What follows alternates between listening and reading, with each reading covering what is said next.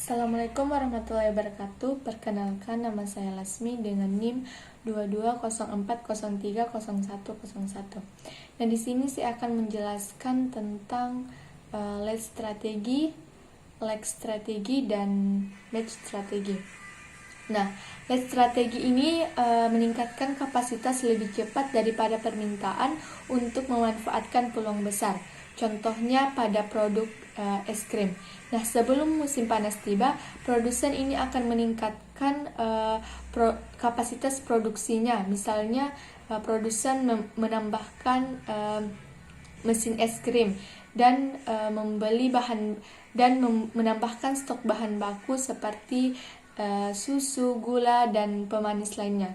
Nah, setelah musim panas tiba dan permintaan es krim itu melonjak, maka produsen ini sudah siap dengan kapasitas yang cukup besar untuk memenuhi kebutuhan konsumen atau permintaan konsumen.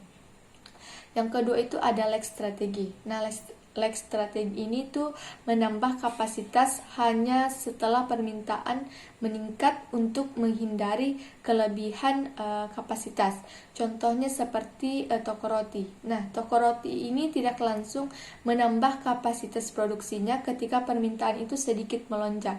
Misalnya saat ada sedikit peningkatan pesanan untuk roti-roti tertentu, maka toko roti ini hanya menambah produksi jika permintaan benar-benar konsisten dan stabil untuk beberapa waktu, misalnya beberapa minggu atau beberapa hari.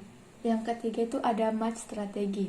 Nah, match strategi ini menyesuaikan kapasitas secara bertahap dengan permintaan yang berubah. Contohnya pada toko kue yang menyediakan kue ulang tahun atau kue basah.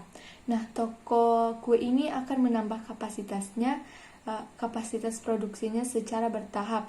Misalnya, jika biasanya toko kue ini hanya mendapatkan pesanan 10 kue per hari.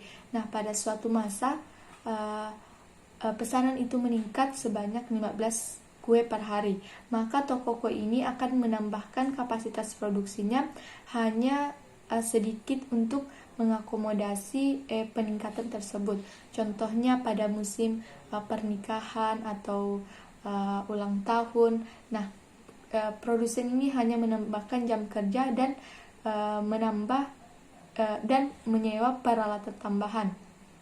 Nah, jika masa-masa itu telah berakhir, maka produsen akan menurunkan tingkat produksinya atau menurunkan kapasitas produksinya ke level yang lebih normal lagi.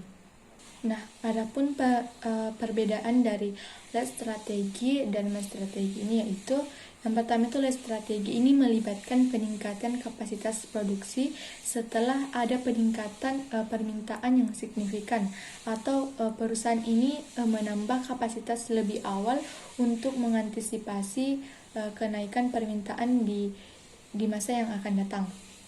Kalau match strategi itu lebih melibatkan penyesuaian produksi secara bertahap yang sesuai dengan perubahan permintaan yang terjadi.